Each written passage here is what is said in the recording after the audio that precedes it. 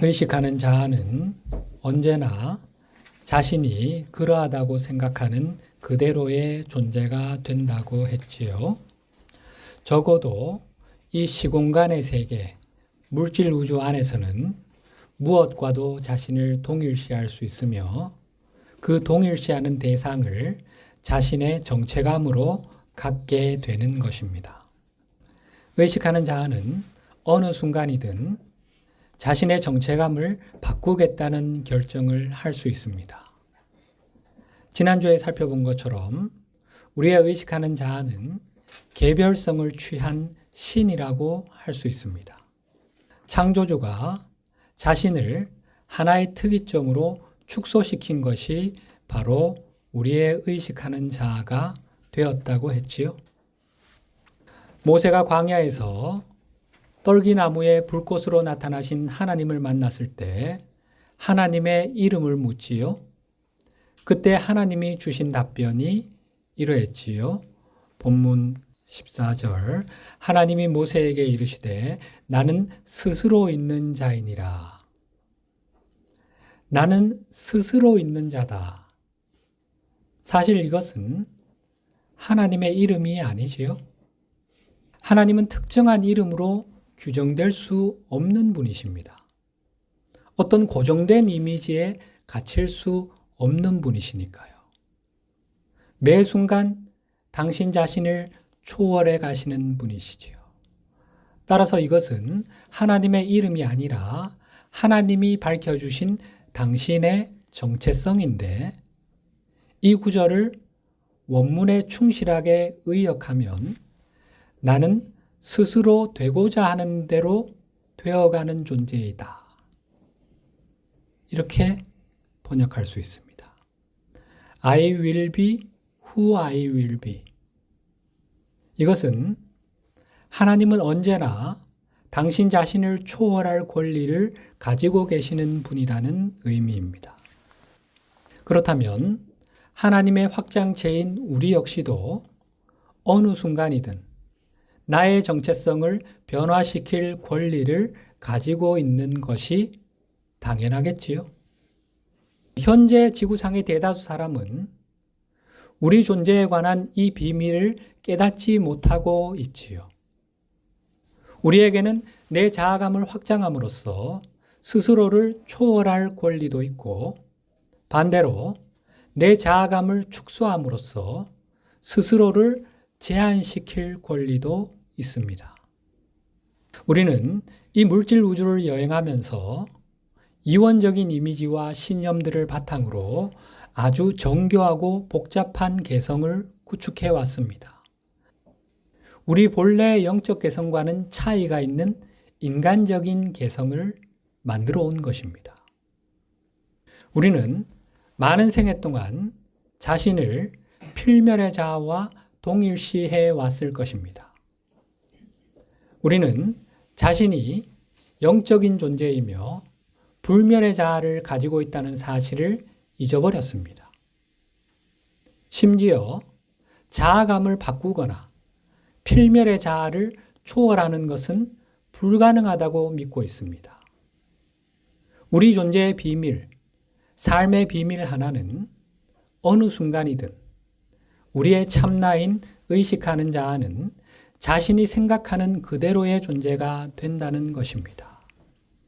우리는 언제라도 내가 생각하는 대로 내 자아감을 전환할 수 있는, 내가 원하는 대로 내 정체감을 바꿀 수 있는 힘을 가지고 있습니다.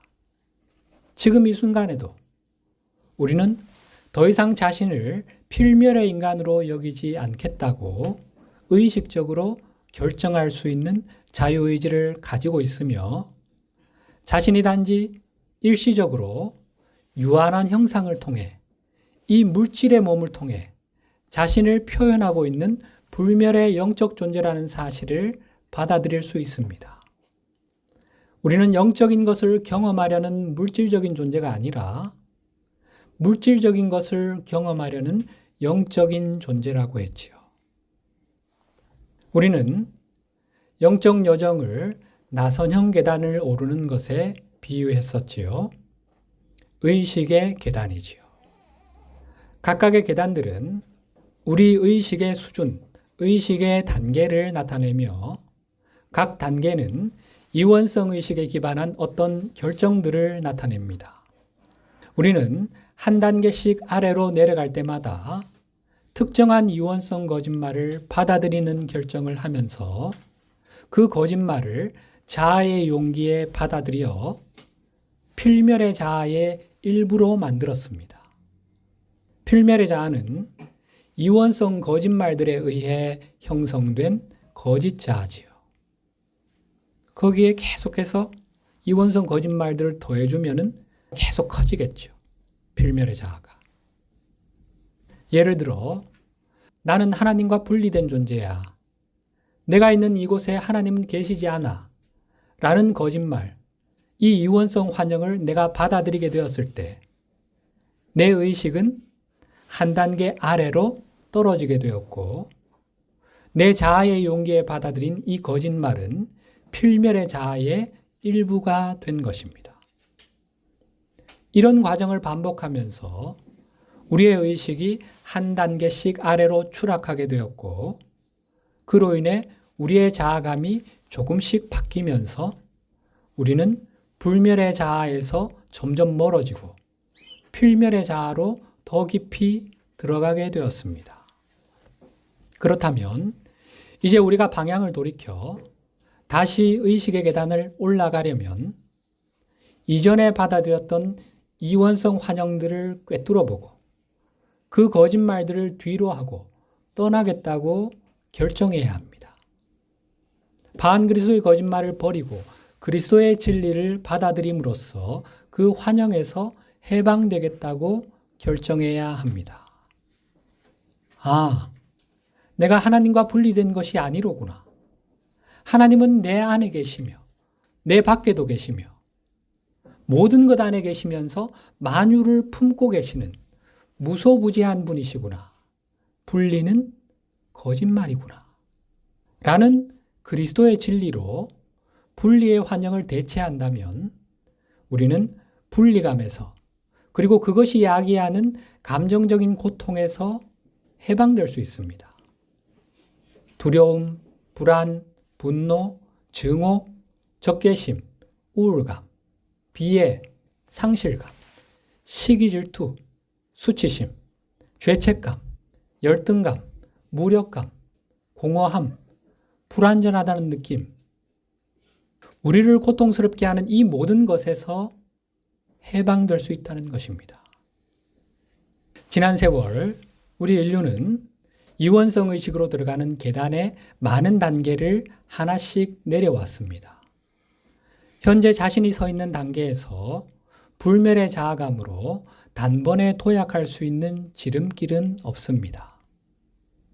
우리가 내렸던 이원적인 선택, 즉 반그리스도의 거짓말들을 받아들인 결정을 그리스도 의식에 기반한 선택과 결정으로 하나씩 대체하는 과정이 없이는 불멸의 자아로 돌아갈 수 있는 방법이 없습니다. 길은 이거 하나뿐입니다. 정통 기독교의 신념대로 예수님이 나타나시어 우리를 단번에 번쩍 들어 올려 주신다면 그것은 우리의 자유의지를 빼앗는 것이고 우리 스스로의 선택과 결정을 통해 성장하도록 규정하신 창조주의 창조 목적에 어긋나는 것입니다. 그런 일을 예수님이 하실 리가 없지요. 예를 들어 우리가 의식의 계단을 30단계를 내려갔다면 각 단계마다 받아들인 핵심적인 거짓말이 30개가 되겠지요. 물론 그 핵심적인 것에 딸린 무수히 많은 거짓말들이 있지만 큰 가지 하나를 잘라내면 거기에 딸린 많은 잔가지들은 저절로 제거가 되는 거죠. 그러면 그 30개를 그리스도의 진리로 대체해야만 다시 본래의 자리로 돌아갈 수 있겠지요. 이것은 오직 자신만이 할 수 있는 의식적인 선택과 결정을 통해서만 이루어져야 합니다. 아, 분리는 거짓말이요 환영이로구나. 하나됨이 진리로구나. 이것이 진실이로구나. 라는 깨달음을 통해 반그리스도의 거짓말을 버리고 그리스도의 진리를 받아들이는 이 의식적인 결정은 오로지 우리 자신만이 할 수 있는 것이죠. 나만이 할 수 있는 것입니다. 예수님이 대신해 주실 수 있는 게 아닙니다. 누구도 대신해 줄 수 없지요. 각자 자신의 자유로운 의지로 이러한 선택과 결정을 거듭거듭 해야만 의식의 계단을 올라가 내 본래 자리로 돌아갈 수 있습니다. 나선형 계단을 내려오면서 밟았던 각각의 계단들은 우리가 자아의 용기에 담은 이원성 거짓말들을 나타냅니다. 이 거짓말들은 우리의 내하위체에 담겨 있으며 우리가 더 나은 선택으로 그것들을 대체할 때까지 계속 남아있게 됩니다. 그런데 의식하는 자아는 자아의 용기에 담긴 내용물과는 독립적으로 존재한다고 했지요. 따라서 우리는 지금 이 순간에도 내 자아의 용기에 담겨 있는 현재의 내용물, 이 왜곡된 정체감을 버리고 본래 순수한 존재감, 곧 나의 진정한 자아감에 연결되겠다는 선택을 할 수 있습니다. 나의 순수한 정체성이 내가 필멸의 자아를 창조하기로 선택하고 일시적으로 그 자아와 나를 동일시했다는 사실에 의해 바뀐 것은 아닙니다. 우리의 영적 개성과 순수한 정체감은 여전히 본래 형태로 내 현존 안에 온전히 보존되어 있습니다. 따라서 우리는 언제든 필멸의 자아를 떠나 불멸의 자아로 옮겨감으로써 내 정체감을 전환할 수 있습니다. 이것이 바로 하늘나라로 들어가기 위해서는 영적으로 다시 태어나야 한다는 주님의 말씀에 담긴 참된 의미입니다. 요한복음 3장 3절과 5절 예수께서 대답하여 이르시되 진실로 진실로 내게 이르노니 사람이 거듭나지 아니하면 하나님의 나라를 볼 수 없느니라. 예수께서 대답하시되 진실로 진실로 내게 이르노니 사람이 물과 성령으로 나지 아니하면 하나님의 나라에 들어갈 수 없느니라. 물과 성령으로 난다는 게 어떤 의미였지요? 물로 다시 태어난다는 것은 우리가 받아들인 모든 이원성 거짓말들을 씻어내어야 한다는, 물로 씻어내듯이 그렇게 우리의 내하위체를 정화해야 한다는 뜻이라고 했지요. 그런 후 의식의 변화, 곧 영적 성장을 통해 그리스도의 영을 직접 만남으로써 그 진리의 영을 체험함으로써 또 한 번의 거듭남을 경험하게 되는데 이것이 바로 성령으로 거듭나는 것의 의미라고 했습니다. 자세한 내용은 2024년 11월 25일에 올려드린 강론을 참고하시면 됩니다. 모든 것은 신의 존재로부터 창조되었다고 했지요. 신의 진료, 어머니 빛으로 창조되었습니다.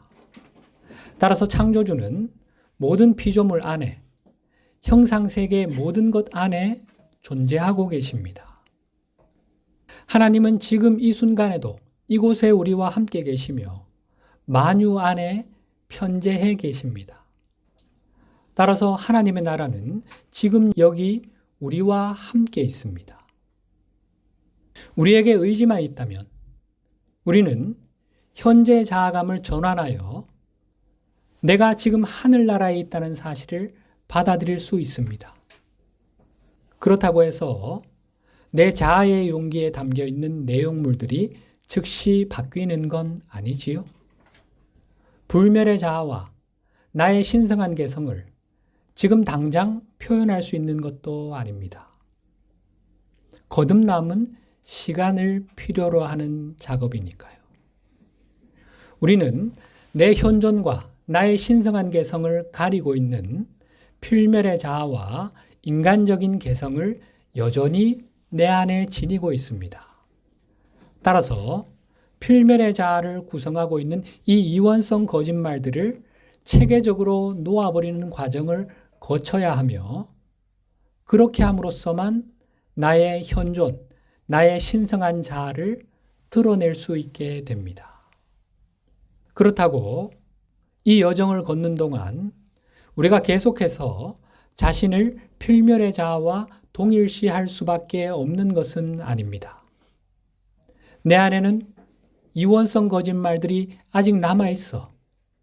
필멸의 자아가 여전히 건재해. 한동안 이 자아와의 동일시는 불가피한 일이야. 내가 모든 이원성 거짓말을 그리스도의 진리로 완전히 대체하기까지는 에고와의 동일시를 피할 수 없어. 라고 생각할 필요가 없다는 말입니다. 내가 여전히 필멸의 자아를 내 안에 가지고 있기 때문에 하나님 나라에 들어갈 자격이 없다거나 들어갈 능력이 없다고 그렇게 생각할 필요도 없습니다.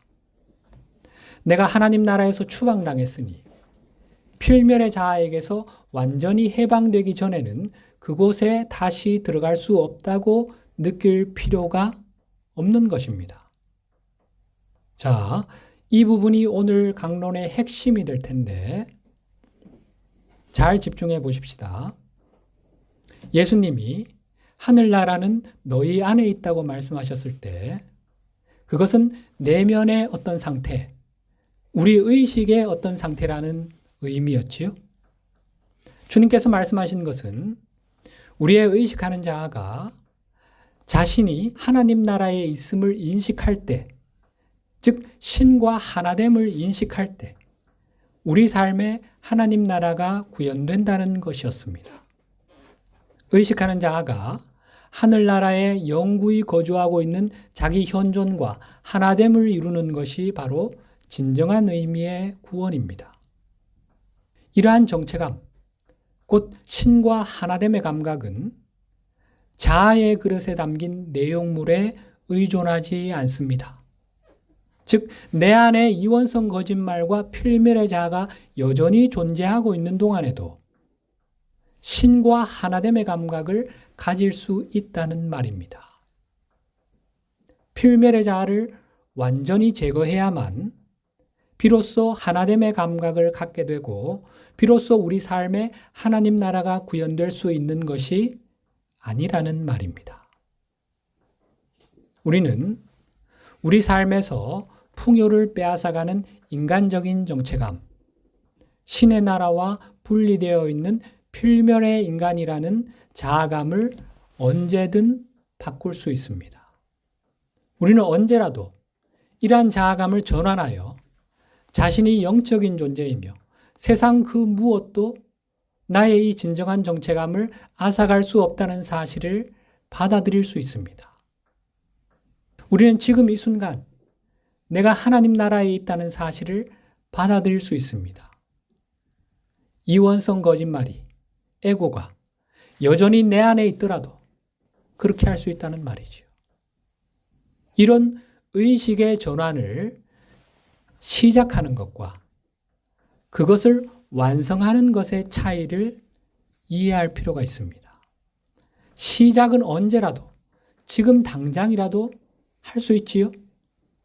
다만 그것을 완성하기까지는 시간이 좀 걸리는 거지요. 그런데 이런 의식의 전환을 시작하는 것만으로도 우리 삶에 커다란 변화가 찾아온다는 것입니다. 영적 구도자인 우리는 이미 내가 육체 이상의 존재임을 잘 알고 있지요. 우리에게는 육체를 초월하는 더 큰 존재가 있는데 사람들은 지금껏 이것을 영혼이라 불러왔지요. 그러나 정확히 말하면 이것은 의식하는 자아입니다. 우리가 영혼이라 부르는 것은 육체를 제외한 세 겹의 마음이죠. 감정체, 멘탈체, 정체성체, 이렇게 세 상위체로 만들어진 정묘체를 영혼이라 하죠. 마치 육체가 외투를 입듯이 의식하는 자아는 일시적으로 육체를 외투처럼 걸치고 있습니다. 우리가 창조한 필멸의 자아를 육체에 비유할 수 있는데 육체가 진정한 나가 아니듯이 필멸의 자아도 진정한 나가 아닙니다. 그것은 단지 우리가 현재 걸치고 있는 외투일 뿐입니다. 필멸의 자아는 우리가 받아들인 이원성 환영, 즉 반그리스도의 거짓말들로 이루어진 존재라고 했지요. 따라서 필멸의 자아를 해체하기 위해서는 지금껏 내가 받아들인 이원성 거짓말들을 하나씩 꿰뚫어보고 그것을 그리스도의 진리로 대체해 나가는 점진적인 과정을 거쳐야 하지요. 필멸의 자아를 이루고 있는 거짓말들을 한 번에 하나씩 제거해 나가야 하는 거지요. 필멸의 자아를 단번에 즉시 제거할 수 있는 방법은 없습니다. 그러나 우리는 자신이 필멸의 자아에 사로잡혀 있다거나 그 자아 안에 갇혀 있다는 느낌은 즉시 버릴 수 있습니다. 의식의 전환을 시작하겠다고 결정하는 바로 그 순간의 말이죠. 이것이 핵심입니다. 우리는 언제라도 필멸의 자아라는 감옥 문으로 걸어가서 손잡이를 당겨보겠다고 결정할 수 있으며 그렇게 할 때 우리는 그 문에 여러 개의 자물쇠가 달려있긴 하지만 실제로는 문이 잠겨 있는 것이 아님을 알게 됩니다. 언제든 우리는 그 문을 열고 나가 감옥 밖에서 새로운 정체감으로 다시 태어날 수 있습니다. 그런 후 이제는 그 감옥 안이 아니라 감옥 밖에서 필멸의 자아와 분리된 상태에서 그것을 해체하는 작업을 해나가면 되는 것입니다. 필멸의 자아라는 감옥 안에서 삶을 바라보는 것과 그 감옥 밖에서 바라보는 것 사이에는 근본적인 차이가 있습니다. 엄청난 차이가 있습니다. 감옥 안에서 삶을 바라볼 때 의식하는 자아는 자신이 감옥에 갇혀 있다고 느끼게 됩니다. 감옥 밖에서 삶을 바라보면 우리는 자신이 감옥보다 훨씬 큰 존재임을 알게 됩니다. 이 감옥을 철문이 달려있고 벽돌로 만들어진 집채만한 상자에 비유할 수 있는데 우리가 이 상자 안에 있을 때는 세상이 벽돌 상자라고 생각합니다. 그림으로 한번 보실까요? 갇혀있죠, 저 안에? 희미하게 보이십니까? 우물 안에 개구리인 거죠. 우물 속이 세상의 전부라고 생각하는 거죠. 그런데 그 밖으로 나오면 내 자아의 용기가 그 벽돌 상자보다 훨씬 크다는 것을 알게 됩니다. 우리 한번 더 눌러보실까요? 이렇게. 그 상자는 내 자아의 용기 안에 여전히 있지만 우리는 더 이상 그 안에 갇혀 있지 않습니다. 여기에는 중요한 의미가 들어 있습니다.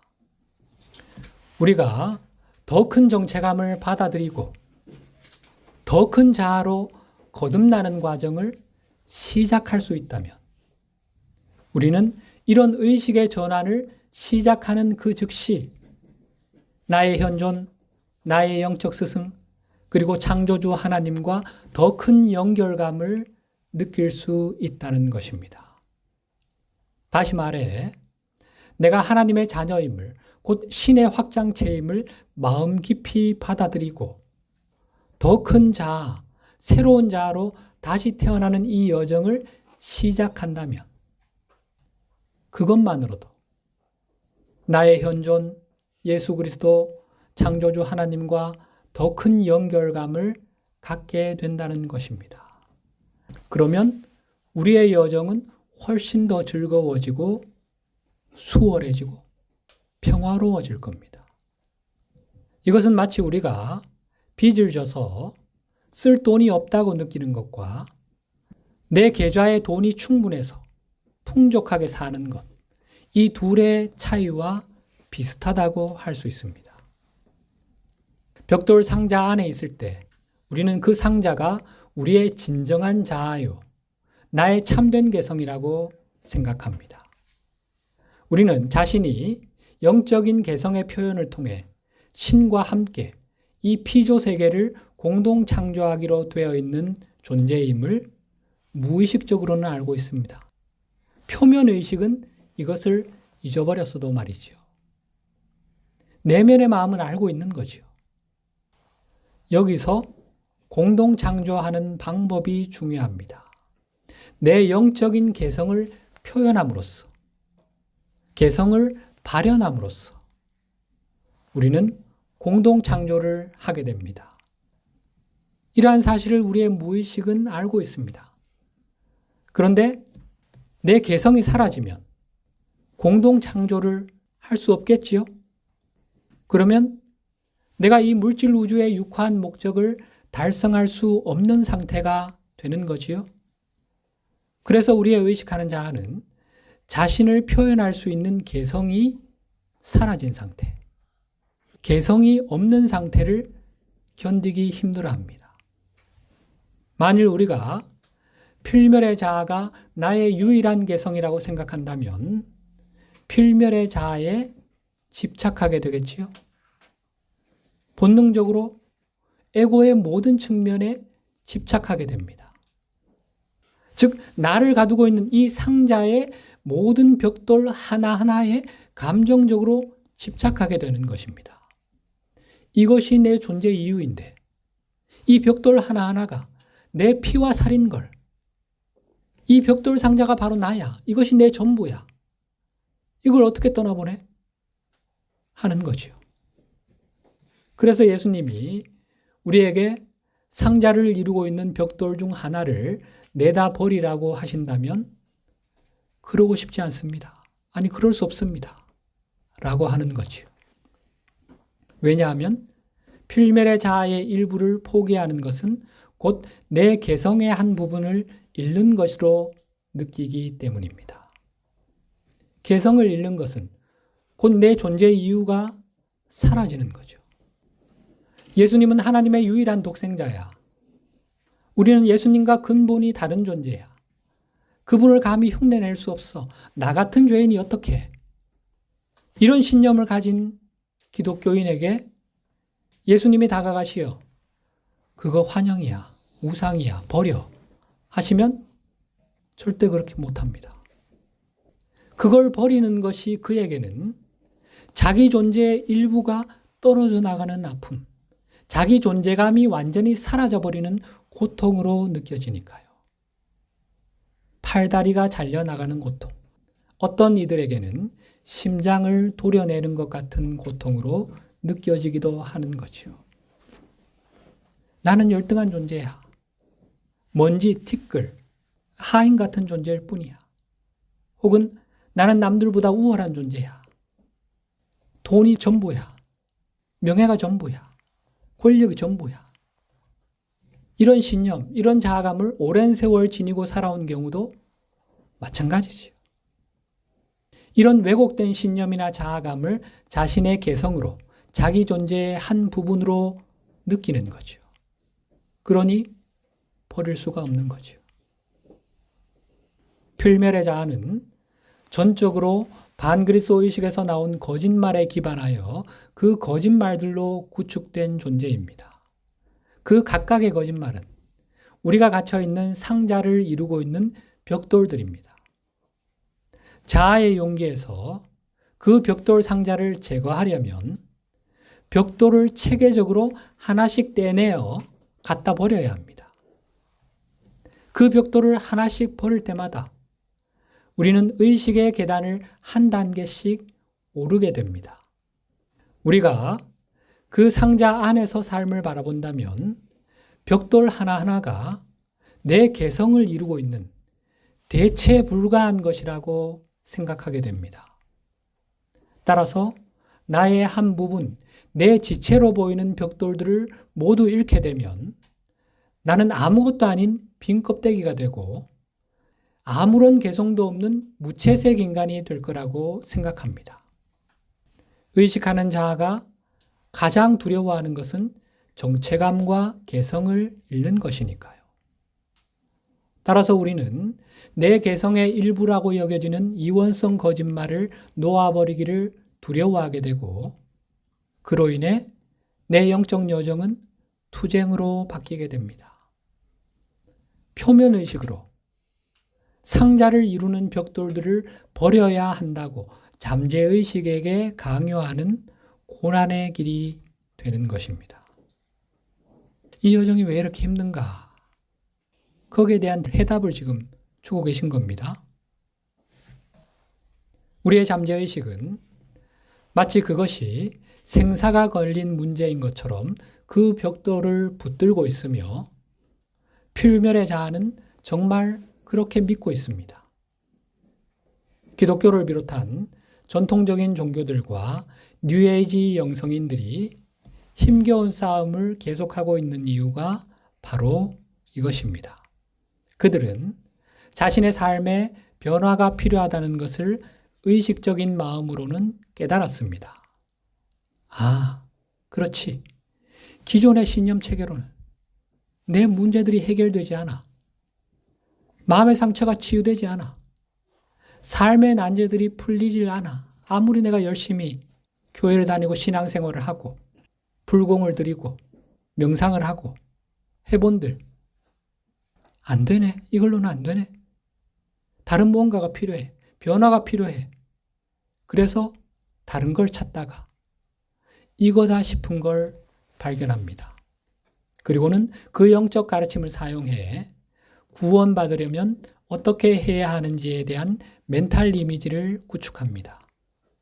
그런 후 그들의 의식적인 마음은 그 멘탈 이미지를 잠재의식에 강요해서 자신의 현재 자아감을 그 이미지에 부합하는 것으로 바꾸려고 시도합니다.